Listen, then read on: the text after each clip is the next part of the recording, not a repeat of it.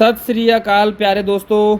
आज मैं लेके आया हूँ आपके लिए एक्साइज के पेपर में आए हुए पुराने क्वेश्चंस करने का मतलब ये है कि जो अभी पेपर होगा तो आपको आइडिया हो जाएगा कि किस फील्ड में कौन से टॉपिक इंपॉर्टेंट है, एग्जामिनर कहाँ से क्वेश्चन पूछता है, कहाँ से ट्रिकी क्वेश्चन पूछता है। तो वो मैं सारा आपको आज बताऊंगा कैसे कैसे तैयारी करनी है, मतलब कौन कौन से टॉपिक ज़्यादा इंपॉर्टेंट है, आपको कौन कौन सी चीज़ें याद रखनी है अच्छे से। ठीक है, तो शुरू करते हैं पहले क्वेश्चन से। Who was chief inspirator of Kuka movement? तो फर्स्ट ऑप्शन है लाल सिंह, राम सिंह, संत सिंह, बालक सिंह। तो मैं आपको बता दूं किसी बहुत सारी बुक्स में लिखा हुआ है कि इसका फाउंडर जो था बालक सिंह था, ठीक है, लेकिन इन्होंने पूछा है कि who was chief inspirator of Kuka movement. तो ये वर्ड इंपॉर्टेंट रहता है यहाँ पे, चीफ इंस्पिरेटर। तो chief inspirator of Kuka movement है राम सिंह। इसका आंसर होगा जी राम सिंह। राम सिंह थे जिन्होंने कुका मूवमेंट को फेमस किया था। ठीक है, पंजाब में बहुत सारी रिफॉर्म मूवमेंट चली थी। रिफॉर्म मूवमेंट मतलब कि जैसे रिलीजन में रिफॉर्म्स लाने के लिए, सुधार लाने के लिए बहुत सारी मूवमेंट चली थी। ठीक है, तो बहुत सारी मूवमेंट्स और भी हैं, जैसे राधा स्वामी मूवमेंट, निरंकारी मूवमेंट, पंजाबी सूबा मूवमेंट, सिंह सभा मूवमेंट, ऐसी मूवमेंट्स थी बहुत सारी। पंजाबी सूबा मूवमेंट तो रिलीजन बेस्ड नहीं थी, वो लिंग्विस्टिक बेस्ड थी, जैसे वो अलग उसका बेस था। तो ये सब आपको याद रखना, कहने का मतलब कि इनके फाउंडर कौन थे, इनके प्रेसिडेंट कौन थे, पहले प्रेसिडेंट कौन थे, कब इनकी पहली मीटिंग हुई है, तो ये सब आपको याद रखना है। तो कुका मूवमेंट का जो रियल फाउंडर कहा जाता है राम सिंह को कहा जाता है। ठीक है, राधा स्वामी मूवमेंट के फाउंडर कौन है जी, ये आपको बताना है मुझे, ये आपको याद रखना है। राधा स्वामी मूवमेंट,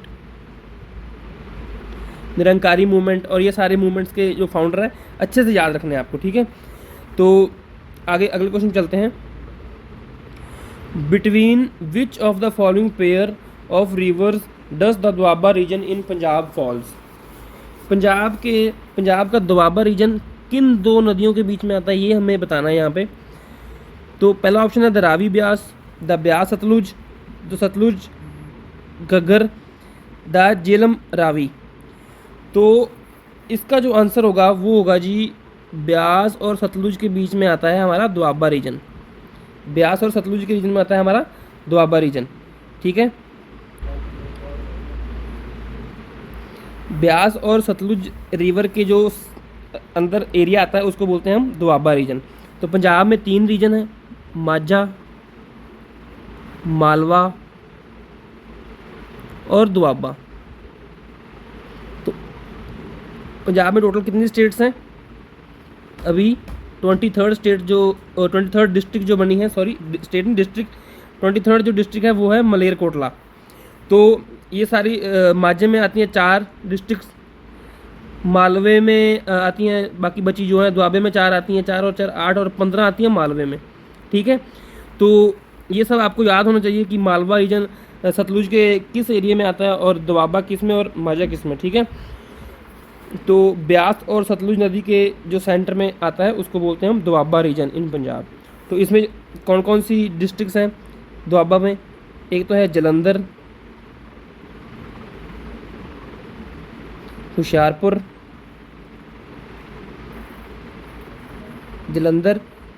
कपूरथला और नवांशहर। ठीक है, ये सब चीज़ें याद रखनी है आपको। माझे में वैसे कौन कौन सी आती हैं? अमृतसर हो गया, गुरदासपुर हो गया, पठानकोट हो गया और तरन हो गया। ठीक है, तो एक ये चीज़ याद रखनी है। और 23rd जो डिस्ट्रिक्ट है वो कौन सी है? वो है मलेरकोटला। किससे अलग हुई है? संगरूर से अलग हुई है। ठीक है, तो ये सब चीज़ें आपको अच्छे से याद रखनी है, कनेक्ट करना है क्वेश्चंस को और कनेक्ट करके आगे अपनी तैयारी को रखना है। ठीक है, 3rd क्वेश्चन पे चलते हैं। विच Mughal emperor kept Guru Hargobind ji in captivity in fort of Gwalior? सबसे पहले फोर्ट ऑफ ग्वालियर से क्वेश्चन बनता है।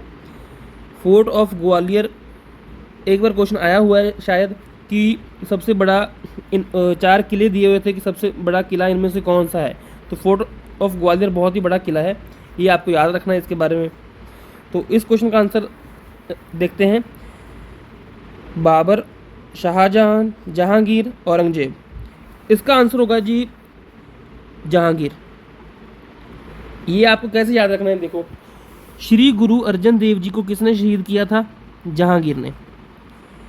तो आगे गुरु हरगोविंद जी जब उनकी छोटी ही उम्र थी, जब उन्होंने उनको एक मतलब कैप्टिविटी टाइप उसमें रखा था, तो जब उन्होंने ये भी आपने सुना होगा कि 52 राजों को रिहा कराया था श्री गुरु हरगोबिंद जी ने, तो तब पंजाब में दिवाली मनाई जाती है। ठीक है, तो ऐसे आप इसको याद रख सकते हैं। जहांगीर ने जो श्री गुरु हरगोबिंद जी को एक ग्वालियर के किले में रखा था, ठीक है, कैद करके। तो आगे चलते हैं नेक्स्ट क्वेश्चन पे। ऐसे आपको यहाँ पे याद रखना है कि बाबर के कंटेम्प्रेरी में कौन से गुरु साहिबान थे, शाहजहां के कंटेम्प्रेरी कौन से गुरु साहिबान थे, और औरंगजेब के टाइम कब कौन थे। ठीक है, तो ये आपको सारा याद रखना है, अच्छे से पढ़ के आना है पेपर के लिए। अगले क्वेश्चन चलते हैं। Through what sort of songs female relative from bride side make fun of relative of groom side. सीधा सीधा मतलब है कि जो कोई सॉन्ग्स होती हैं जो फीमेल के रिश्तेदार वगैरह मतलब बोलते हैं, लड़के के रिश्तेदारों को मतलब ऐसे ताने से मारते हैं। ठीक है, तो उसको क्या बोलते हैं? उसको बोलते हैं सिठनियाँ। पंजाब में सिठनियाँ बोलते हैं उसको। तो ये हमारे कल्चर के रिलेटेड है, ये सब आपको पता होना चाहिए कि घोड़ियाँ क्या होती हैं। लड़के की शादी में जो सॉन्ग्स गाए जाते हैं उनको घोड़ियाँ कहते हैं, और सिठनियाँ होता है, इसका आंसर है सिठनियाँ। मतलब वो ताने से मारती हैं, जैसे फीमेल के रिलेटिव्स होते हैं ना, तो मतलब कुछ एग्जांपल आप दे सकते हैं। ऐसे एग्जांपल्स पढ़ के ना आपको अच्छे से याद रहेगा ये। ठीक है, तो नेक्स्ट क्वेश्चन चलते हैं। Who among the following is known as father of fibre optics. ऐसे क्वेश्चन बहुत इंपॉर्टेंट हैं, और ऐसे क्वेश्चन ही कट ऑफ डिसाइड करते हैं, क्योंकि ऐसे क्वेश्चन आपको आने चाहिए। ये मतलब medium to moderate to tough level चला जाता है ऐसा क्वेश्चन। तो नरेंद्र सिंह का पानी है इसका आंसर।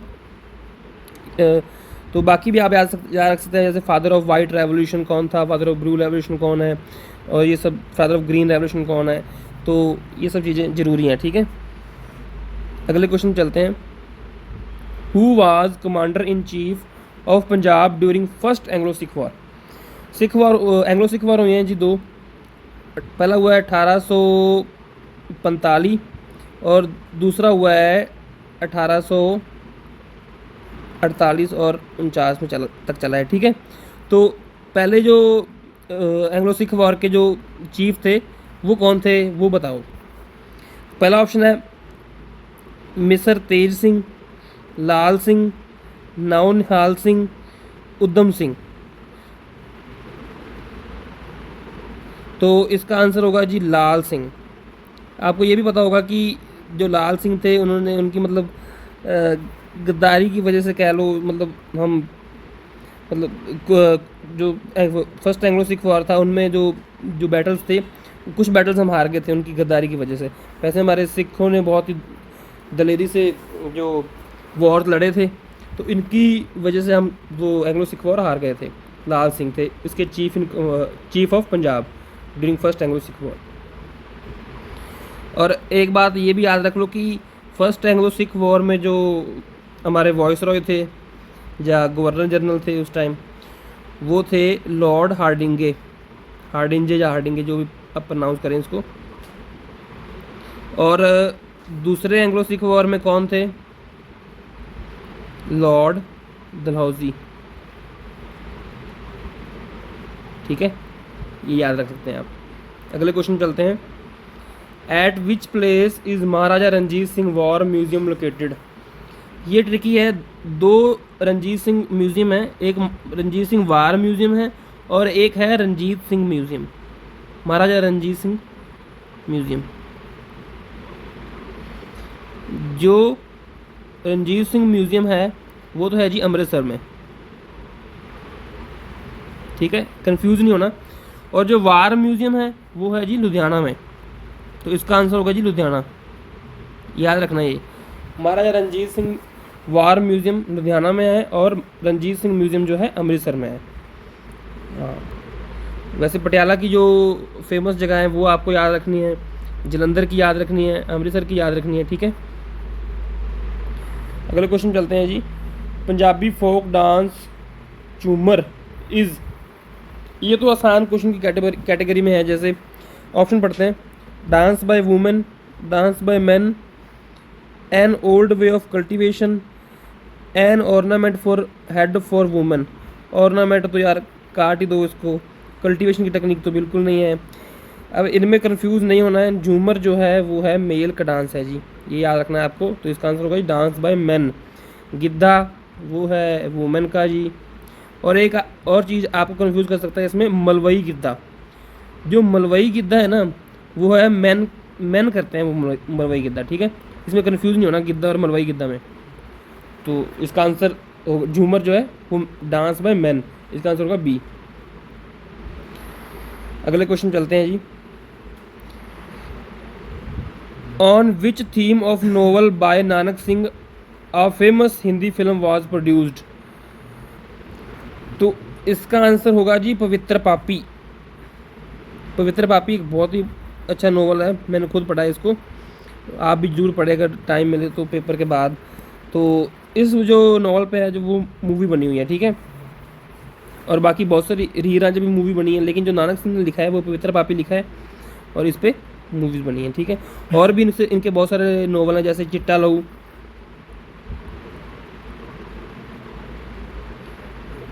और एक म्यान दो तलवारा जो उन्होंने लिखी है, एक नॉवल लिखा है, बहुत ही अच्छा नॉवल है वो भी। तो इनके कंपोजिशन याद रखनी है आपको, नानक सिंह हो गए, अमृता प्रीतम हो गए। तो हीर रांझा किसने लिखी है, वारिस शाह ने लिखी है जी। वारिस शाह को क्या कहते हैं, शेक्सपियर ऑफ पंजाब कहते हैं, ये भी याद रख लो, ये भी पूछता है पेपर में, ठीक है। चलते हैं नेक्स्ट क्वेश्चन पे।